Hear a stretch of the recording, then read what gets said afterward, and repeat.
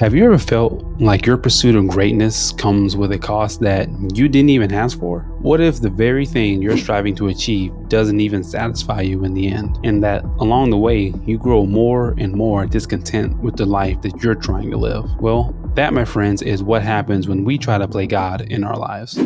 And in today's video, we're diving deep into some of the dangers that this very mindset can bring us, such as the pursuit of perfection, the feeling of isolation, and the burden of self-reliance. And I'll be using Satoru Gojo, the self-proclaimed honored one and the strongest sorcerer of the modern era, to help me illustrate these points. And together we'll see exactly how Gojo fell into these dangers himself and what we can do to avoid them. Now, if we're not careful, striving for greatness can turn into kind of a pursuit of perfection. It's kind of like running on a treadmill. We're always in motion, but we're never really moving any closer to our goal. And this honestly can create a pretty vicious cycle. First, we start off looking for something that we try to improve in, to better ourselves, or some goals to accomplish, and we keep striving for it. But we fail the first time because, hey, we're not good at it yet, but we're not exactly satisfied with that outcome now, are we? We keep trying to improve over and over again until we finally succeed, we finally do it, only to find out that after reaching the goal, we're still left feeling kind of unsatisfied, that it wasn't really all it was cracked up to be. And in order to kind of fill this void, we start looking for other things or a new challenge or a new way to improve and to get better. And then the cycle just repeats and repeats, all the while we still not really feeling, well, satisfied. And in all honesty, the way I look at it, this can happen really from having, let's say, too high of some expectations, whether our own personal expectations we put on ourselves or the expectations of others. And the latter is what Gojo himself had to experience. See, Gojo's pursuit of perfection isn't really one out of narcissism, but is one dealing with outside expectations that were placed upon him. Now, don't get me wrong, Gojo is a very confident man and confident in his abilities and what he's capable of.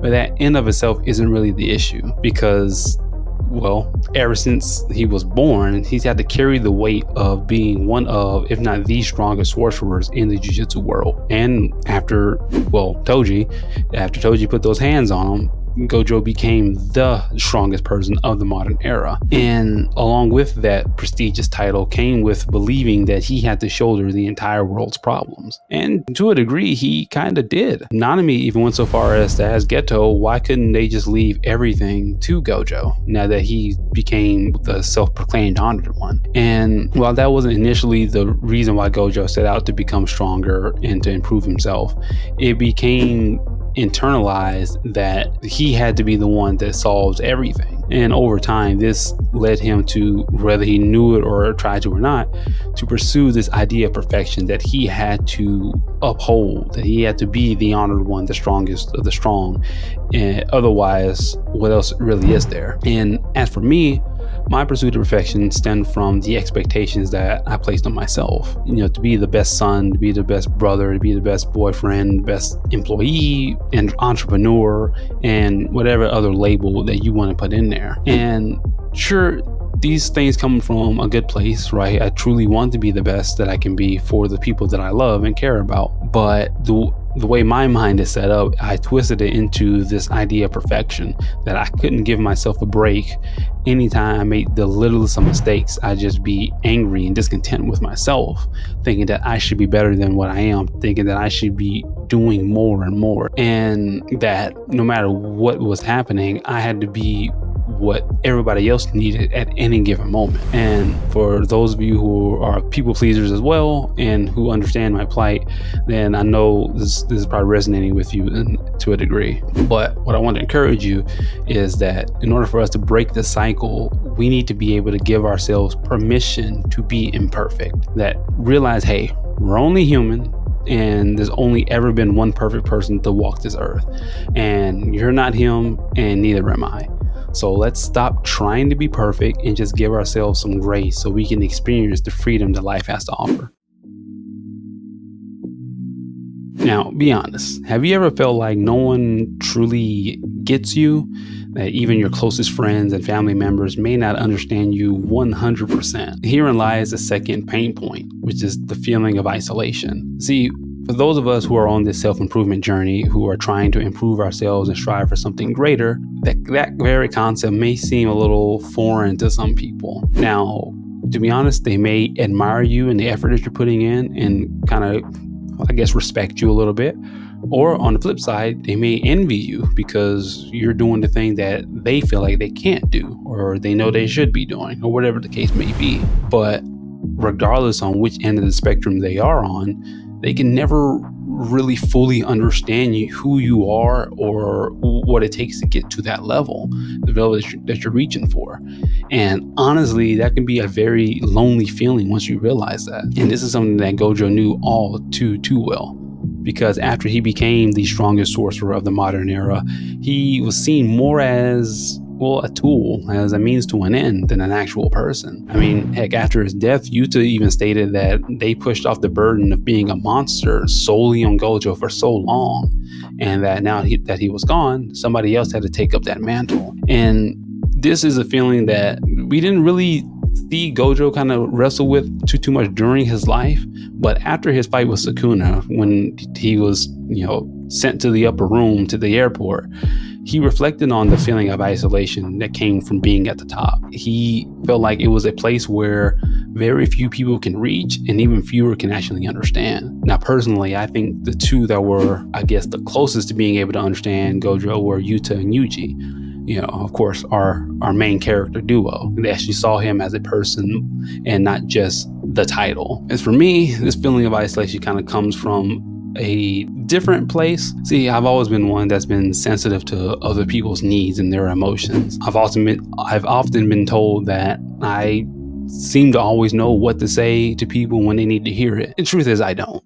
I really don't. That's just God's grace being channeled through me in that moment in time. But nevertheless, I've been blessed to be able to be used in that way, to be able to speak life into people when they need it. But I've come to find that their comforting words never really hit the mark. And it took some reflection and deep diving into my own kind of conscience and to realize what that was, why was that the case.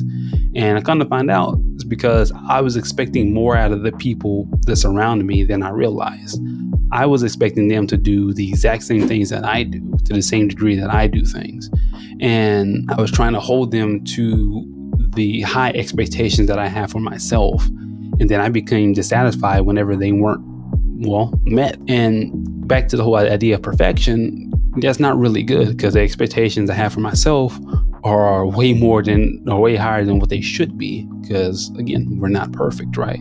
So when others didn't meet those expectations, I began to kind of feel alone, because I felt like nobody can really understand me 100%. I can understand why they weren't doing the same things that I were doing, or giving the same quote unquote effort that I was giving. And this is something that guy had to work with me on, and he's still working with me on. Right, I'm a lot further than I was before, but still have a lot more growing and healing to go through. And what I want to leave you with this point is that no one can understand us 100% of the time, and that's okay. People can give us, I'd say, around 80%, but only God can truly provide the 100% that we're looking for, that we need, because He knows your heart and He can fill in the gaps that other people can't.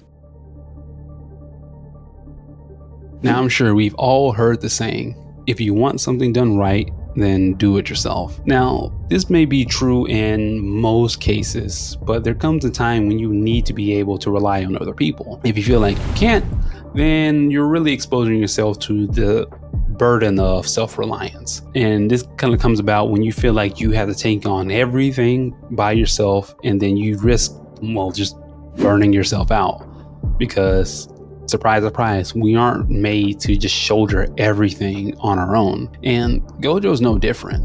See, he relied on his strength, and pretty much his strength alone, believing that it was his duty to take on every threat that threatened the Jujutsu world. Now, back when he was still going to Jujutsu Tech, Geto was seen as his equal, right? They were kind of two parts of the same coin. But after their run-in with Toji, Gojo entered a realm that no other sorcerer would be able to reach, a realm that hasn't been seen since the likes of Sukuna, and is the reason why those two are, the strongest sorcerers in the verse. But what came along with this was Gojo's over self-reliance on himself, right? Because no one else can even come close to his power. For friends and foe alike, he had to always just rely on himself. But what we see in Shibuya and then after is that self-reliance placed a toll on him that, well, along with his surprise of seeing Geto be quote-unquote alive, led to the loss in Shibuya, led to him being sealed.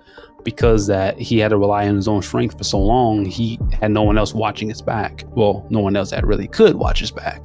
So when it came down to it, he ended up losing because they fell right into Kenjaku's plan. And then, of course, it happened again against Sukuna because he was in a place that no one else could really reach. And he felt like he had to carry the burden by himself. But all in all, Gojo's reliance on his own strength ultimately kind of caused his downfall, whether it was intentional or not. And again, I get it. There's not a lot of characters that could really give him help, but if there were, knowing how Gojo is, I really doubt that would be the case anyway. And as for me, I have a hard time asking and accepting help, even though I know I should the vast majority of the time. And the reason being is because it makes me feel weak and vulnerable. And this is a feeling that I just absolutely hate with a passion. I hate feeling like that because in my mind, I feel like I should be able to just do anything that I set my mind to, even if it's the first time doing something.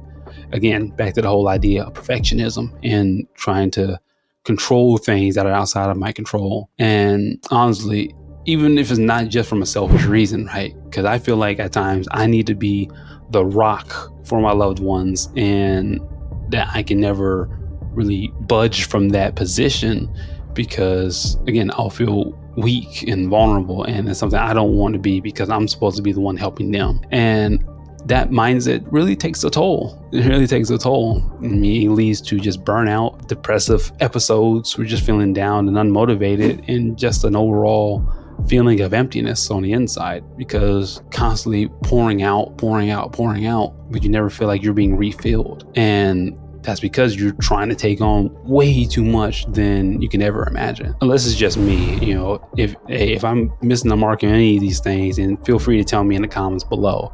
But this is just what I feel, and is the burden that I've been placing on myself. And again, these feelings come from a good place, really. From at least in my case, I really am trying to be the best I can for those around me, but my attention and focus starts to become misplaced, going from growth to perfectionism. So what I want to give you and leave you guys from this point is that understand that we weren't designed to carry everything ourselves. God told us to give him all of our burdens. So let's take him up on that. Like, actually do it. And what I really want you to understand is that it's not about doing less. It's about trusting in him more. Now, understand, striving for greatness isn't a bad thing. It's actually something I would encourage to anyone that's willing to listen, because I believe we are meant to do more in this world. And I just want to encourage everyone to just better themselves in some way every single day. But I also want you to remember that you don't have to be perfect. You don't need someone to understand you for you to live out your purpose, and you don't have to take on the burdens of the world all by yourself. All you have to do is trust in God and to keep moving forward.